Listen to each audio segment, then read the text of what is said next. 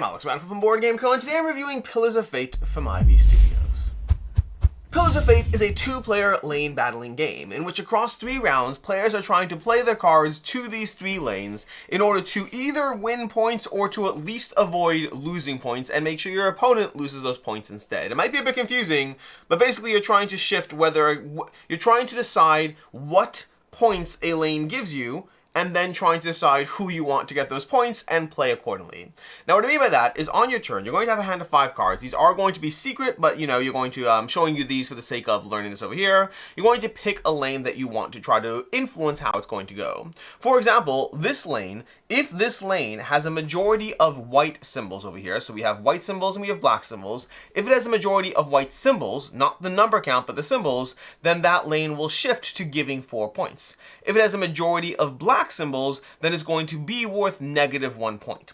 So for example, let's say I go ahead and I put this token, this card down over here into this lane face up. You can play cards face up or face down, although specifically you can play 1 face down card per lane per player.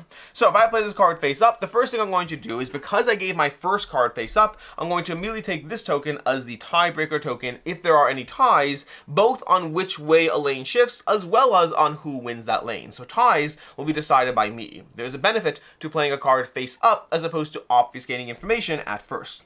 My opponent has a chance to try to look at what I'm doing and counter. They could go to another lane, but for the sake of showing you how this works, they now see that I'm trying to push this white, but I'm pushing it white with a very low number. So they could do a few different things, but they're going to go ahead and they're going to aggressively put it. Let's see, let's play a card face down so they don't know what's going on. We're going to play this 8 face down to that lane. So it's a higher number, which means right now, if this lane were to resolve at the moment, the way it would resolve is it would be worth positive points because there's 2 white symbols and 1 black symbol, and it'd be worth positive points to the person who had the highest count, which is 8 versus 3. So right now, black will be getting 4 points. Well, I say black, but it's actually the white deck. The white deck will be getting 4 points because both players have white and black cards. We'll go ahead and draw our cards to refill our hands over here, and then we'll play a few more hands so you get a sense of how this can play out. Now, every round there's going to be a modifier. This modifier on the center card says that you can play 2 cards face down to this lane. So we probably are going to take advantage of that, but in order to try to get the tiebreaker tokens as soon as possible, we're going to lean into these lanes. So over here, this is worth negative points if black is the dominant symbol, and it's worth positive points if white is the symbol. Let's go ahead and place a 2 over here, leaning it towards black, but with a very low number. So we are drifting it towards black a drop, and we're not committing to trying to win it right now, so we're going to take the tiebreaker token, we're leaning into our ties, we'll refill our hand.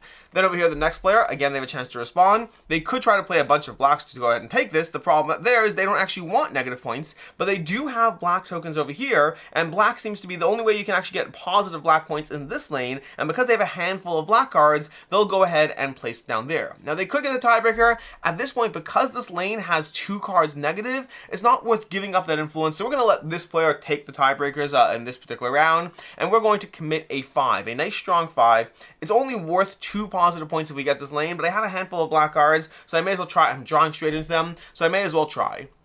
Back to this player over here. Now they'll start leaning into obfuscating information because this tiebreaker, well, maybe not. Maybe we still take this tiebreaker, although he's not even trying for it. So you know what? We'll go ahead. Do you want to shift it white? We don't know what he's doing over here. Well, I know what he's doing because I'm playing both sides, but I'm going to go ahead. I'm going to save my high cards. I'll take a nice medium. I'll just put it over here. We're going to place this face down. We're not going to reveal our hand. We'll just hide it over there. And then this player over here will draw back a card. This player has to decide what they're going to do, and they'll try to, over in this lane, they actually want it to shift white because of the fact that we have an 8 over here. So we're going to play this 4 face up, which might be earlier than I normally would do so in this game because I kind of want to hide what's going on until he plays more. But in this case, because I'm trying to show you what's going on, what I'm trying to do, he now has a 4 and an 8, and he's helping it shift white, which might also throw him off. Is he trying to, was this card a high card? Was it not? What is he trying to do? And you have to try to read into those actions. That's the basic back and forth. You're going to do that until there's 3 cards in each lane, and then go on, then resolve each lane, and then go to round 2, and then round 3.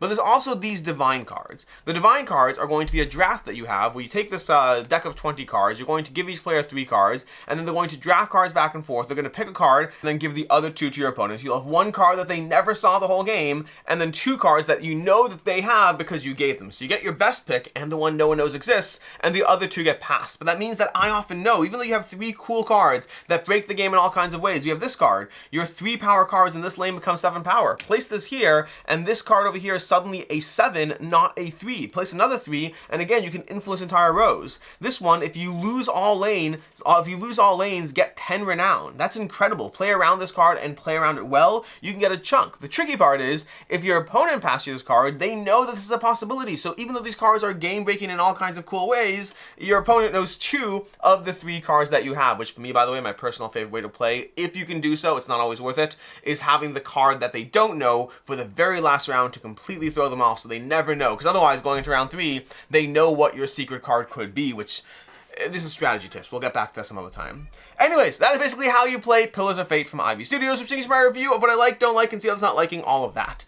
In general, I like lane battling games. I like that tension of trying to figure out where to commit your resources, and I like the extra twist that Pillars of Fate throws in, which is a nice twist, by the way. They made it very thematic to Scales of Fate and Veiled Fate. This is part of that trilogy of games. The thematicness of how you're trying to obfuscate information in a 2-player head-to-head game, which I guess they did in Scales of Fate too.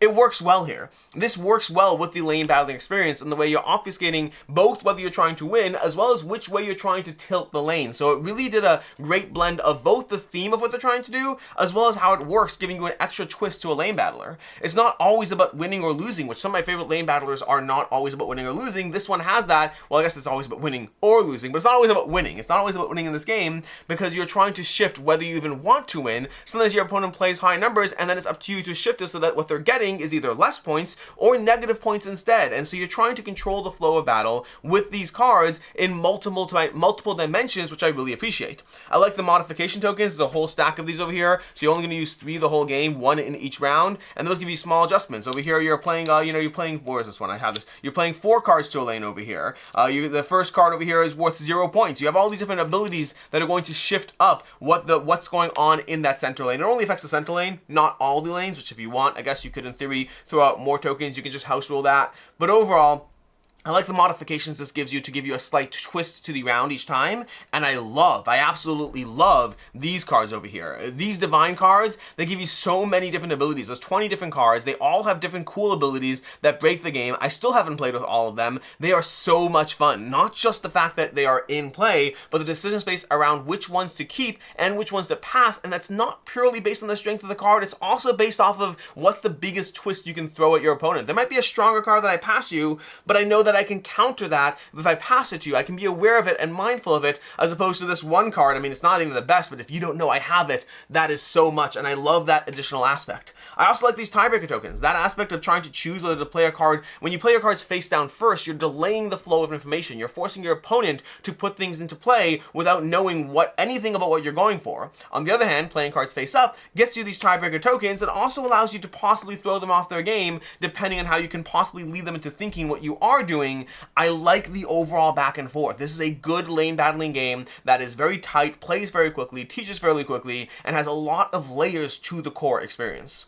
As far as what I don't like in the game, the biggest and honestly the only thing is going to be that at the end of the day, because of how many cards there are in your deck and because of how many cards you're going through in the game, you do often find yourself stuck with hands of like all black. My next card might be, there we go, I have a hand of all black over here. This happens to me almost every game where there's a point where I just don't have the cards, whether it's the values, whether it's the colors.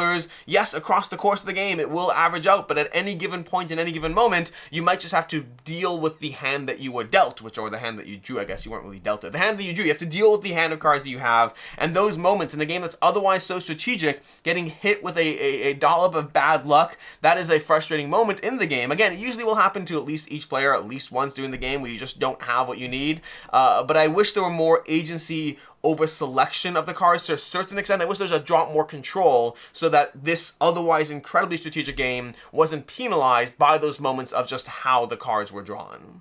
As far as I can see, others not liking, and this was actually something that bothered me at first, not really bothered me, affected me at first, it can be confusing. The whole aspect of playing into a lane to both affect the values and as well as who won, as well as which colors, because it's not always that like white is positive points, black's negative points. It depends on the cards. Over here, white's positive, black's negative. Over here, black's positive, white's negative. intuitive, sometimes it's both, sometimes it's a little bit confusing to get to grok that initial structure of how it works. I'd say overall, I definitely recommend playing a round first. It's a 3-round game. Play a round, resolve the whole round, and then reset, because it is not as intuitive as I would like. I play this with a bunch of players. It's always a little bit confusing to try to like process what you're doing. You can do it, you can learn it, but then like you get to the end of the first round, you're like, okay, I think I really get it now, and that changes how I would have done things. So I do highly recommend a first round and a reset, unless the players don't want to, in which case have fun, but I do find that there's a drop of confusion to it. As far as final thoughts on Pillars of Fate, this is actually my favorite game in the Fate series of games from Ivy Fate. I like Veiled Fate, I like Scales of Fate, I like them, but neither one of those have really landed with me. But I really like lane battlers, and I like the twist that this one is doing. I like the extra layers it brings to a traditional lane battling experience. It doesn't just feel like another lane battler where they've tweaked some numbers and then given you another game. It feels like they really took this game, did a good job adapting their universe to this game so that it feels like it fits. Obviously the art, iconography, components, all that standard, Ivy Studios did great over there. But these cards, the Divine cards, incredible. They're so much fun to have in each game. The fact that you're playing that aspect of not just winning or losing, but again choosing where a lane is going to give points, and then trying to figure out whether you want to win or lose. I love that structure. So overall, really happy with what they did with this one. I'm going to give it a 4 out of 5. As far as other game recommendations, definitely check out Air, Land, and Sea, my absolute favorite lane battling experience of all time, and then also Hanamakoji, a slightly different twist. Both of these give interesting twists to the lane battling experience. Both of them are very, very solid. Air, Land, and Sea and Hanamakoji, 2 fantastic lane battler games that you should definitely check out. In any case, until next time, I'm Alex Radcliffe from Board Game Co. I hope you found this review helpful, and as always, I hope you have a good one.